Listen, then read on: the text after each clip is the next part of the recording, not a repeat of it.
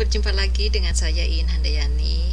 Kali ini saya akan buka segmen baru khusus untuk para ladies ya, terutama para istri atau wanita, teman-teman wanita dimanapun berada yang saat ini sedang mengalami hal-hal yang bergejolak begitu.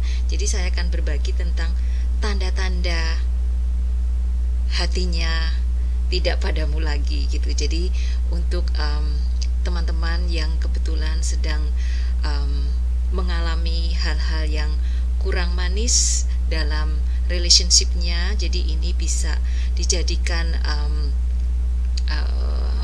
informasi yang bisa saja berkaitan tapi juga bisa tidak, karena hal-hal ini sifatnya kan unik orang per orang, tapi setidak-tidaknya saya akan berbagi sehingga teman-teman bisa mengambil hikmahnya dan juga bisa belajar dari hal-hal tersebut begitu.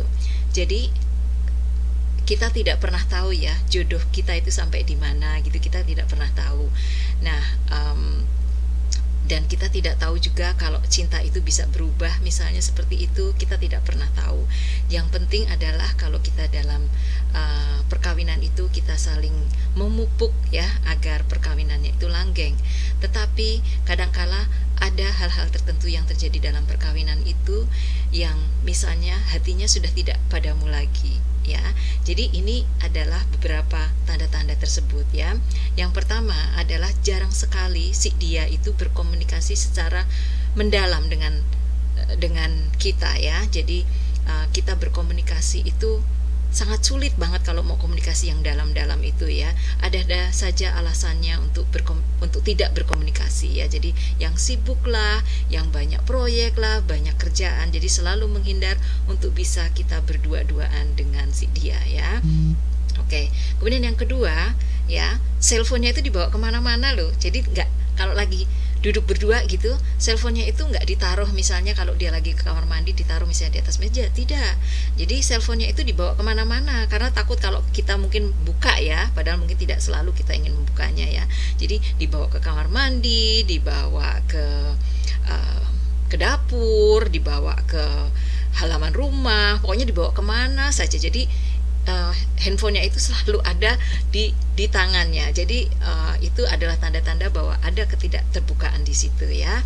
Kemudian yang ketiga itu kalau kita sedang berdua, misalnya kita kan pakai cellphone ya. Nah, kemudian sebelahnya juga pakai cellphone ya, suami kita. Nah, itu kita nggak boleh ngelirik-ngelirik HP-nya si dia itu, nggak boleh gitu. Karena kalau ngelirik, aduh apa sih?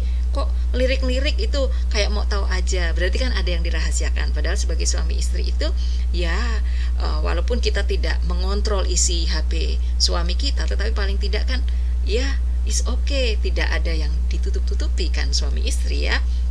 Kemudian yang kita lakukan sebagai istri itu serba salah gitu. Jadi melakukan itu salah, melakukan ini salah, masak ini salah, masak itu salah. Pokoknya serba nggak enak, serba ada yang keliru. Jadi kita itu merasa sebagai istri itu not enough gitu, not good enough gitu. Jadi itu yang mungkin salah satu tanda-tanda yang kurang bagus ya. Kemudian yang kelima, selalu saja cari-cari masalah yang akhirnya bisa konflik gitu ya. Masalah apa saja di rumah yang akhirnya konflik, misalnya anak menangis, anak minta itu menjadi konflik. Jadi tidak ada kedamaian yang nyata di rumah itu. Jadi selalu saja menjadi tidak nyaman gitu ya suasananya itu. Jadi kalau tidak nyaman kan beliau menjadi pergi dari rumah kan, dan kita yang harus deal dengan anak-anak dan rumah begitu ya. Kemudian yang keenam, tidak mesra seperti biasanya ya. Jadi tidak mesra. Kemudian kalau misalnya mesra pun mungkin karena di depan orang lain, karena tahu kalau kita suami istri, jadi kita harus mesra-mesraan begitu ya. Jadi sepertinya fake gitu ya. Jadi seperti dibuat-buat gitu, tidak mesra yang memang mesra sampai ke hati begitu ya. Kemudian selalu menolak kalau diajak bicara masa depan.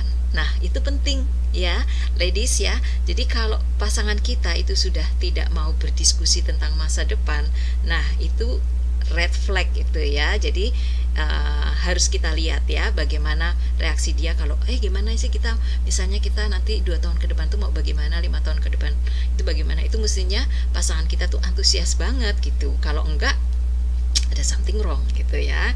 Kemudian kalau bicara ya di rumah itu dia nggak menatap mata, jadi ada yang ditutupin, jadi mungkin agak melengos-melengos sedikit atau menunduk gitu. Jadi itu merupakan salah tanda kecil, tapi sebetulnya itu merupakan awal bahwa si dia tidak ke kita lagi, tidak seperti dulu lagi. Kemudian kalau kita ingin jalan-jalan atau have fun, liburan, itu dia nggak punya inisiatif mau kemana-mana gitu. Jadi terserah mama aja, terserah kamu aja gitu ya. Jadi nggak ada inisiatif mau ngajak kemana, karena sebetulnya dia ingin sendiri, ingin tidak diganggu oleh istrinya dan juga anak-anaknya gitu ya. Jadi itu tanda-tandanya ladies ya. Kemudian juga kalau ada apa-apa, misalnya ya mau melakukan apa-apa, tidak minta izin seperti sebelumnya. Kalau sebelumnya mungkin minta izin, gimana ya enaknya begini atau begitu, itu nggak minta izin, langsung dilakukan saja gitu. Jadi kadang-kadang kita sebagai istri lost gitu, loh kok nggak ada ini ya, kok nggak ngasih tahu ya, ada apa ya, kenapa gitu ya.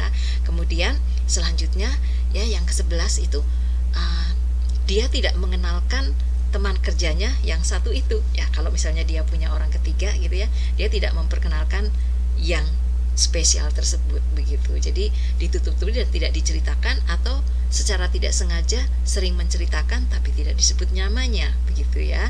Itu kalau ada orang ketiga.